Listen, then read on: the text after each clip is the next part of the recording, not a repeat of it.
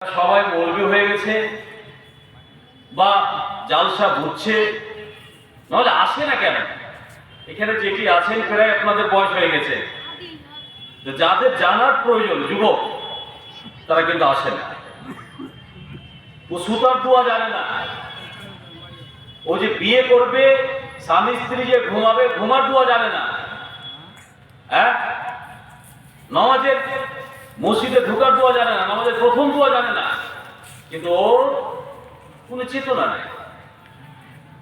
ওকে যে শিখতে হবে, আলেমদের কাছে বসতে হবে, জালসা মাহফিলে আলেম কি বলেন, বক্তারা কি বলেন তার কথা শুনতে হবে, শুনে না।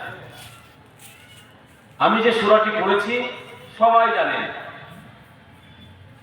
সবাই যারা কোরআন পড়তে জানেন তাদেরও মুখস্থ আছে, যাদের কোরআন পড়তে জানেন না তাদেরও মুখস্থ আছে। কিন্তু ছোট্ট সূরা, সূরা তিন, আল্লাহ এটা কেন বললেন? আল্লাহ বলছেন তিন ফলের কসম। আল্লাহ যদি কোনো ফলের কসম খায় তাহলে জেনে নিতে হবে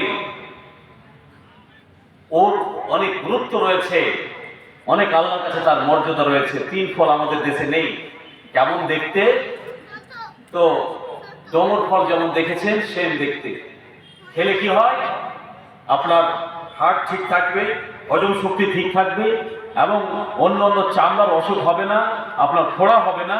এই করে করে 30 থেকে 25টা অসুখ ঠিক হবে তিন ফলে, যেটা আমাদের দেশে এত সুন্দর বরকতপূর্ণ ফল আল্লাহ আমাদের দেই। কেউ ওলামায়ে হিন্দ বলেছে যে না, ওই ফলটাই হলো ডোমরের ফল, যদি ওই ফল ডোমরের ফল খায় তাহলে এই অসুখগুলো ঠিক হয়ে যাবে। তারপরে ওয়াজাইতুন, জাইতুন তেল। জাইতুনটা কেমন দেখতে? সেম আপনার বোরের মতন, বা এই কানটাতে আপনার ধুয়ে ভটকা হয় না, ভটকা, তো ভটকার যে ফলটা ওই মতো দেখতে। ওয়াজাইতুন ওটাকে মানে নিচলে চিপে তেল বের করে, আল্লাহর কাছে অত্যন্ত ওর দাম।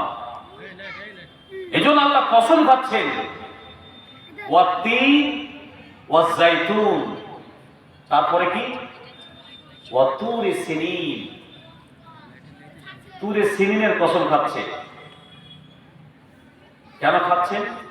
তুর পাহাড় আছে মিশরে, তুর পাহাড় এবং মুকাদ্দাসে তুয়া, তুর এবং তুয়া, তুরটা উপরের লেভেলটাকে বলে এবং তুয়া নিচকারটাকে বলে। দুরকম ঘটনা। আল্লাহ রাব্বুল আলামিন এই সূরাতে তুরে সিনিন বলা হয়েছে। তুর মানে জাবাল।